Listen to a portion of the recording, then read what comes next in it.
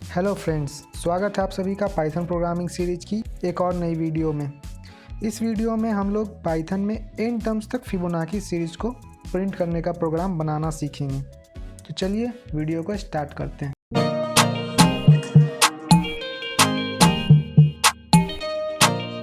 तो चलिए सबसे पहले हम लोग देखते हैं फिबोनाची सीरीज़ क्या होती है। फिबोनाची सीरीज में सीक्वेंस ऑफ नंबर्स होते हैं जिन्हें एक स्पेसिफिक पैटर्न में जनरेट किया जाता है, या यूँ कहें उन्हें जनरेट करने के लिए एक स्पेसिफिक पैटर्न का यूज किया जाता है या स्पेसिफिक पैटर्न को फॉलो किया जाता है।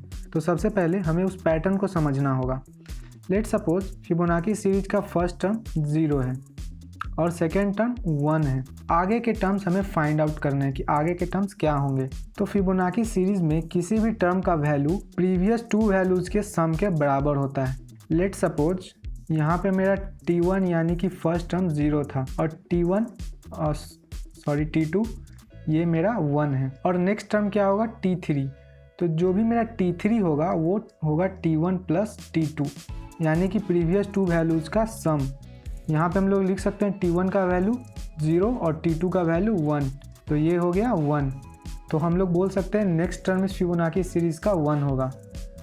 उसी तरीके से अब अगर हम लोग t4 फाइंड करें तो हम लोग क्या लिख सकते हैं, t2 प्लस t3। t2 का वैल्यू है मेरे पास 1 और t3 का वैल्यू है 1, तो t4 का वैल्यू आ गया 2। तो फिर हम लोग बोल सकते हैं नेक्स्ट टर्म इस सीरीज़ का 2 होगा। अगेन हम t5 फाइंड करें तो ये हो जाएगा t3 प्लस t4 जिसकी वैल्यू हो जाएगी t3 की वैल्यू 1 और t4 की वैल्यू 2 यानी कि 3। और फिर अगर हम लोग नेक्स्ट टर्म देखें तो यहाँ पे 2 प्लस 3 5, फिर नेक्स्ट टर्म 3 प्लस 5 8 और फिर next term 13 and so on. तो इस तरीके से हम लोग फिबोनाची सीरीज को जनरेट कर सकते हैं। यहाँ पे एक कंक्लूज़न ये निकला कि अगर आपको nth टर्म फाइंड करना है इस सीरीज़ का तो हम लोग लिख सकते हैं tn is equal to tn minus 1 plus tn minus 2 यानी कि प्रीवियस 2 वैल्यूज़ का सम। ये हमारा कंक्लूज़न है इस फिबोनाची सीरीज़ के लिए, और इसी कंक्लूज़न का हम लोग यूज़ करके इसके लिए प्रोग्राम लिखेंगे। तो चलिए हम लोग प्रोग्रामिंग पार्ट की तरफ चलते हैं। तो यहाँ पे हम आ चुके हैं अपने पाइचाम आईडी की तरफ। लेट सपोज हमें फिबोनाची सीरीज़ के 5 टर्म्स को प्रिंट करवाना है, तो हम n में एक वैल्यू स्टोर कर लेते हैं 5, जो कि डिनोट कर रहा है कि हमें कितने टर्म्स को प्रिंट करवाना है किसी फिबोनाची सीरीज़ के लिए। जिसका पहला टर्म क्या होगा, जो हम लोग पहले भी डिस्कस कर चुके हैं, 0, उसको हम लोग n1 वेरिएबल में स्टोर कर लिए और n2 वेरिएबल में सेकेंड वैल्यू को। अब हमें पहला और दूसरा वैल्यू तो पता है, तो हम लोग सिंपली प्रिंट करवा सकते हैं n1 को और फिर प्रिंट करवा सकते हैं हम लोग n2 को। उसके बाद क्या करेंगे, हम लोग को थर्ड टर्म फाइंड करना है। तो थर्ड टर्म फाइंड करने के लिए नेक्स्ट वेरिएबल क्रिएट करेंगे और उसमें हम लोग क्या लिखेंगे n1 प्लस n2, क्योंकि अगला टर्म प्रीवियस 2 वैल्यूज़ का सम होगा। और फिर क्या करेंगे, प्रिंट करवा देंगे नेक्स्ट को। तो यहाँ पे हम लोग नेक्स्ट को प्रिंट करवा देंगे। अब देखते हैं इसका रिज़ल्ट क्या आता है। अगर इसे हम रन करें तो देखिए यहाँ पे 3 ही वैल्यूज़ प्रिंट हुआ, 0 1 और 1। और चूँकि एक बार ही नेक्स्ट स्टेटमेंट चलेगा तो सिर्फ नेक्स्ट 1 वैल्यू ही हमें फाइंड आउट हो पाएगा, लेकिन हमें तो नेक्स्ट 5 वैल्यू चाहिए थी, जिसमें से हमें सिर्फ 3 वैल्यूज़ ही फाइंड आउट हो पाई। तो हमें कुछ करना पड़ेगा। तो यहाँ पे हमें यूज़ करना पड़ेगा फॉर लूप का, और इन दोनों स्टेटमेंट्स को हमको फॉर लूप में लिखना पड़ेगा, तब हमारा कुछ काम बनेगा। लेट सपोज हमने लिखा फॉर i इन रेंज। अब यहाँ पे प्रॉब्लम है कि हम रेंज की वैल्यू क्या देंगे। तो चलिए देखते हैं हम लोग रेंज की वैल्यू हमें कितनी देनी चाहिए। जैसे अगर हमें n का वैल्यू 5 है हमारे पास, यानी कि हमें 5 टर्म्स प्रिंट करवाने हैं, तो 5 टर्म्स क्या क्या होंगे, 0 1 1 2 एंड 3। तो ये तो n1 हो गया और ये हो गया n2। ये तो हम लोगों ने इनिशियली एज्यूम कर लिया है। बच गया हमारा 3 टर्म, यानी कि हमारे लूप को 3 बार रन करना पड़ेगा। तो यहाँ पे देखिए अगर हम n की टर्म्स में बात करें तो n का वैल्यू है 5, हमें कितनी बार लूप को रन करना है, 3 बार। तो हम लोग लिख सकते हैं n-2 टाइम्स। इसका वैल्यू क्या आ जाएगा 3। लेकिन रेंज में अगर हम लिखेंगे 1 से लेके 3 तो ये सिर्फ 2 बार ही रन करेगा। क्यों? क्योंकि ये जो 3 है उसे एक्सक्लूड कर देगा। तो उसके लिए हमें यहाँ पे क्या करना पड़ेगा, +1 करना पड़ेगा ताकि 3 भी मेरा कंसीडर किया जाए और 3 बार लूप रन करे। तो जो मेरा एंड वैल्यू होगा रेंज में वो हो जाएगा n-2 + 1, यानी कि हम लोग रेंज का वैल्यू क्या दे सकते हैं 1 से लेके n-2 + 1। तो हमारा जो लूप है अगर n का वैल्यू 5 है तो 3 बार लूप रन करेगा।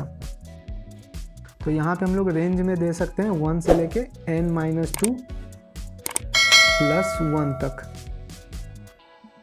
और इन दोनों स्टेटमेंट्स को हम लोग को लूप में ही रखना है। तो एक इंडेंटेशन मेंटेन करना ज़रूरी है। अब देखिए, अब फिर से इसे हम लोग रन करके देखते हैं। ये देखिए 5 बार तो प्रिंट हो रहा है, लेकिन प्रॉब्लम अब यहाँ पे ये है, ये जो लास्ट के 3 वैल्यूज़ हैं ये तीनों 1 आ रहा है। क्यों आ रहा है? अब यहाँ प्रॉब्लम को समझिए। यहाँ पे जो मैंने नेक्स्ट वैल्यू लिखा है वो है n1 + n2। अब फिर मैंने n1 और n2 की वैल्यूज़ को चेंज तो किया ही नहीं, तो अगली बार जब भी लूप चलेगा तो फिर n1 का वैल्यू 0 ही रहेगा और n2 का वैल्यू 1 ही रहेगा। तो फिर से जो नेक्स्ट का वैल्यू कैलकुलेट होगा वो 1 ही हो जाएगा। तो उसके लिए हमें क्या करना पड़ेगा, n1 में हम n2 के वैल्यू को असाइन कर दें और n2 में नेक्स्ट के वैल्यू को असाइन कर दें। ये कैसे किया मैंने, इनिशियली n1 में 0 था और n2 में 1 था। तो जब हमने नेक्स्ट वैल्यू कैलकुलेट किया तो उसका वैल्यू आ गया 1। ये मेरा क्या था, नेक्स्ट। तो अब हम क्या करना चाह रहे हैं कि ये जो n1 है n2 को बना दें और ये जो n2 है हम नेक्स्ट को बना दें, ताकि जब हम अगला कैलकुलेट करें नेक्स्ट टर्म तो इसके लिए n1 ये टर्म रहे और n2 ये टर्म रहे। तो बस यही हम लोग को यूज़ करना है। ये देखिए n1 = n2 और n2 = नेक्स्ट। और इसके बाद अगर हम लोग फिर से इसको प्रिंट करवाएंगे, अब देखिए अब बिल्कुल सही आउटपुट हमें मिलेगा। ये 0, 1, 1, 2 एंड 3। यहाँ पे एक चीज़ और हम कस्टमाइज़ कर सकते हैं। यहाँ पे हम 5 न लेके यूज़र से भी ले सकते हैं। इनपुट फंक्शन का यूज कर लेंगे और एक मैसेज दे देंगे, enter the number of terms you want to see, और इसे हम लोग टाइप कास्ट कर लेंगे इंट में। चलिए फिर से इसे हम लोग रन करते हैं। यहाँ पे हम लोग दे दिए जैसे 8 टर्म्स प्रिंट हो गया, 0, 1, 1, 2, 3, 5 और 8। इसे हम लोग एक लाइन में भी प्रिंट करवा सकते हैं। यहाँ पे अगर हम लोग एंड = स्पेस दे दें, यानी जब भी लाइन एंड हो तो वहाँ पे एक स्पेस ऐड हो जाए, एंड = स्पेस। और यहाँ पे भी जब हम लोग नेक्स्ट प्रिंट करवा रहे हैं तो यहाँ पे एंड = स्पेस। अब इसे रन करते हैं हम लोग। तो ये देखिए 7 जैसे दिए तो 0, 1, 1, 2, 3, 5, 8।